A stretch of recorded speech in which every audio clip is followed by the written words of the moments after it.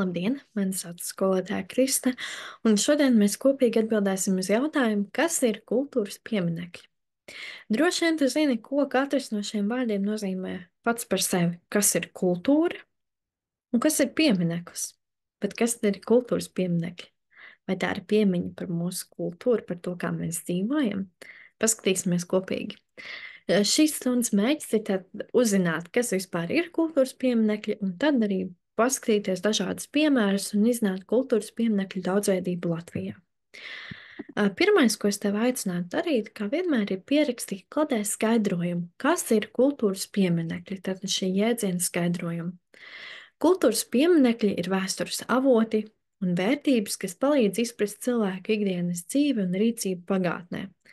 Kultūras pieminekļi ir vērtība, un katra valsts cenšas noteikt un aizsargāt dažādus kultūras pieminekļus, kas palīdz atcerēties šīs valsts pagātni, to, kā cilvēki kādreiz dzīvoja, kāda bija ikdienas dzīve, kā cilvēki rīkojās. Šeit arī tu redzi vairākus attēlus. Šeit ir 5 attēli. Padomā, kuros no šiem attēliem ir redzami kultūras pieminekļi? Kā tev šķiet? Vai šajos attēlos vispār ir redzams kāds kultūras piemineklis, un ja jā, tad kuri no šiem attēliem ir kultūras pieminekļi? Varbūt atbildi tev pārsteigs, bet visi no attēliem, ko tu redzi, mums parāda kādus kultūras pieminekļus. Un patiesībā tieši šis tev pasaka, ka kultūras pieminekļi ir ļoti daudzveidīgi. Tātad kultūras pieminekļi var būt kā mākslas darbi, tās var būt kādas ēkas, ievērojamas vietas, vietas ar īpašu nozīmi. Paskatīsimies, tātad pat durvis kādā pilsētā var būt noteikts kā kultūras pieminekļi, jo tā ir kāda vērtība, kas mums palīdz izprast, kāda cilvēka kādreiz dzīvoja. Visi no šiem attēliem mums parāda kultūras pieminekļus. Nu, lūk, kultūras pieminekļi, tāpēc, ka tie ir daudzveidīgi, tiek iedalīti vairākās grupās. Viena no kultūras pieminekļu grupām, kas ir vispazīstamākā, ir ēkas un to kompleksi. Tātad, piemēram, Vecrīga kā kultūras piemineklis, tad šīs ēkas, kas tur atrodas. Vai kādā pilsētā arī parasti vecpilsētas daļā tajā atrastošajām ēkām tiek atzīta par kultūras pieminekli. Mākslas darbi, kas mums arī palīdz izzināt pagātni un ir vērtība. Vēsturisku notikumu vietas, kur kaut kas svarīgs ir noticis, vai arī īpaša teritorija, kurai ir kāda cita nozīme mūsu kultūrā, mūsu valsts pagātnē. Tātad var iezīmēt kladē arī šādu domu karti, kultūras pieminekļi, ēkas un to kompleksi, mākslas darbi, vēstures notikumu vietas un īpašas teritorijas. Kopīgi arī paskatīsimies vairākus piemērus. Nu, lūk, viens piemērs no kultūras pieminekļiem, ēkām un to kompleksiem. Tad šī ēka, adatu fabrika Kuldīgā. Varbūt kāds no jums ir no Kuldīgas, varbūt apmeklējis un ir redzējis šo ēku. Tad tas arī šī ēka ir atzīta par kultūras pieminekli, kurš tad kādreiz cilvēki strādāja un darbojās. Nākamais - Alūksnes Gulbenes bānītis. Arī ir atzīts par kultūras pieminekli, kuru mēs tātad saglabājam, jo tas mums palīdz parādīt, kā te cilvēki pagātnē pārvietojās. Tālāk, Otaņu Veizirnavas arī, kas kādreiz bija ļoti, ļoti svarīgs objekts, cilvēkiem viņu ikdienā ir mūsu kultūras piemineklis, sadaļā ēkas un to kompleksi. Doma baznīca, tātad Vecrīgas sirdī, ēkas un to kompleksi, arī vēl viens kultūras piemineklis. Un kur jau mēs redzam baznīcas iekšieni, kancele, šeit parasti no koka un no marmora veidota, arī atzīta par kultūras pieminekli. Tā iepriekšējā, ko mēs redzējām, bija tāda kultūras pieminekļa ēkas un to kompleksi. Vēl viena kultūras pieminekļa grupa ir mākslas darbi, piemēram, interjers vai apdare. Šeit mēs redzam Rīgas ēkas interjera apdari, kā tas ir gleznots un ka tas būtu jāsaglabā.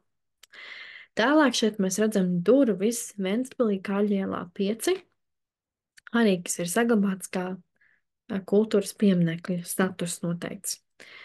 Vēl kultūras pieminekļi, šāda grupa vēsturisko notikumu vietas, un ja mēs runājam, piemēram, par Pirmo pasaules karu, kā cīnījās latviešu strēlnieki, tad svarīgs kultūras piemineklis ir kaujas vieta Nāves salā. Vai, piemēram, dziesmu svētku norises vieta Meža parkā Rīgā arī ir atzīta par kultūras pieminekli. Vai arī, piemēram, kāds no jums varbūt ir bijis ekskursijā un zina mums svarīgu dzejnieci Latvijā Aspaziju. Tad viņa jau, protams, ir mirusi 19. un 20. gadsimtā dzīvoja, un viņas māja Jūrmalā arī ir atzīta par kultūras pieminekli. Vai vēl viena kultūras pieminekļu grupa īpašas teritorijas Lielie kapi Rīgā, vai, piemēram, Nacionālo partizānu piemiņas vieta Īlē Dobels novadā. Lūk, varbūt kādās no šīm vietām jūs esat bijuši un tagad zināt, ka tie ir atzīti par kultūras pieminekļiem. Izlasīsim kopīgi šo tekstu un mēģināsim atbildēt uz vienu jautājumu. Vari apstādināt video un lasīt pats, vai arī lasīt kopā ar mani. Kultūras pieminekļus atzīst par nozīmīgu vēstures un kultūras mantojuma daļu un tiem piešķir īpašo kultūras pieminekļu statusu. Kultūras pieminekļi ir vērtības. Šīs vērtības aizsargā ar likumu par kultūras pieminekļu aizsardzību. Likums nosaka, kas ir kultūras pieminekļi, kā tie ir jāaizsargā, ko ar tiem drīkst vai nedrīkst darīt un kādus sodus var piešķirt par kultūras pieminekļu aizskaršanu vai iznīcināšanu. Tātad tas, ko mēs varam uzzināt no šī teksta, ir, ka katrā valstī, arī Latvijā, mums ir speciāls likums par kultūras pieminekļu aizsardzību, kas nosaka, ko mēs atzīstam kā sabiedrība par kultūras pieminekli, kas mums ir svarīgs, kā tas tiek aizsargāts, ko drīkst un ko nedrīkst darīt. Kāds likums Latvijā aizsargā kultūras pieminekļus, bija jautājums. Latvijā kultūras pieminekļus aizsargā likums, pēdiņās jūs rakstītu par kultūras pieminekļu aizsardzību. Ar šī likuma saturu, jeb to, kas tajā ir rakstīts, jūs varat iepazīties mājaslapā www.likuma.lv. Stunda mums ir pienākusi beigām, un tas, ko es tev aicinātu darīt, padomāt un papētīt, kādi kultūras pieminekļi ir tavā apkārtnē. To tu vari izdarīt ne tikai jautājot saviem vecākiem, bet arī ieejot vietnē mantojums LV, tā ir kultūras mantojums, kur tiek parādīts, un paskatīties kartē savu teritoriju. Labi, liels paldies par stundu. Es ceru, ka tev tas bija noderīgi, un tiekamies citās stundās.